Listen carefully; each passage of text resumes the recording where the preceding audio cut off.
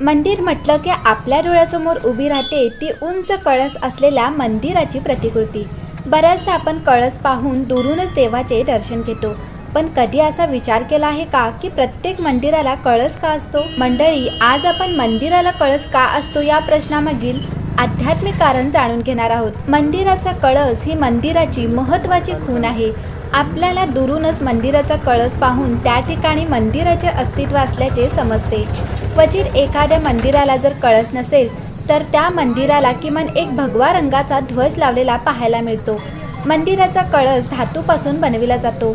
यामध्ये मुख्यतः स्टील, लोखंड, ॲल्युमिनियम, कांस्य, चांदी किंवा सोने यासारख्या धातूंचा उपयोग केला जातो। आपल्या हिंदू धर्मातील सर्व मंदिरांना कळस किंवा भगवा ध्वज पाहायला मिळतो, कारण कळसाशिवाय किंवा भगव्या ध्वजाशिवाय मंदिर हे अपूर्ण आहे।